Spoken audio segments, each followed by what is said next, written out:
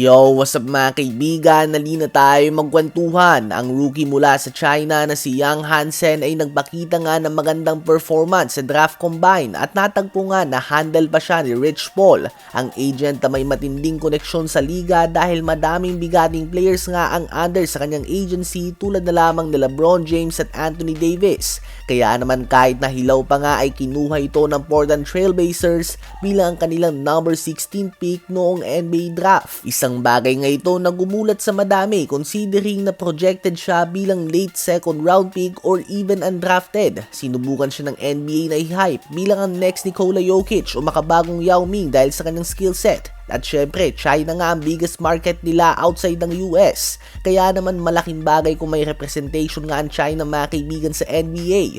Ganun pa man ay lumalabas ngayon ng totoo na hindi pa ito handa sa NBA basketball. Madaming beses na siyang binangko dahil tuwing binibigyan nga siya ng pagkakataon ay nagkakalat lamang siya.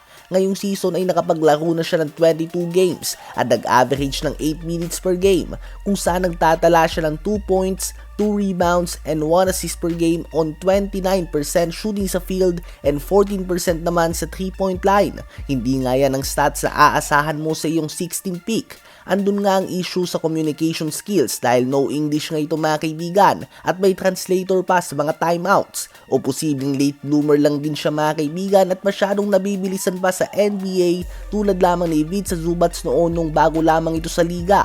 Ano ba masasabi nyo tungkol dito? Sa palagay nyo ba ay tatagal sa NBA si Young Hansen o another Jochi lamang ito? Speaking of Portland Trail Blazers ay natanggap nga nila ang talo kanina lamang kontra sa New York Knicks sa score na 123-114. 26.6 rebounds and 8 assists si Jalen Bronson. 24.7 rebounds si OG Anunoby. 20 points, 11 rebounds din si Karl Anthony Towns. 18 points, 6 assists si Mikal Bridges at 18 points and 6 assists din si Josh Hart. Kahit na tahimik nga ang kanilang bench at nagtala lamang ng 17 points sa game na ito, nag-init naman ang kanilang starting 5 at nagtala ng combined 106 points sa game na ito. Gumawa naman ng 22 points si Zion Williamson, 21.7 rebounds and 6 assists si Trey Murphy, 21 points din si Jordan Poole at 16 points si Jeremiah Fears. Ganun pa man ay hindi ito naging sapat upang makuha ng New Orleans Pelicans ang panalo at tinalo pa rin nga sila ng Orlando Magic sa game nila sa score na 128-118.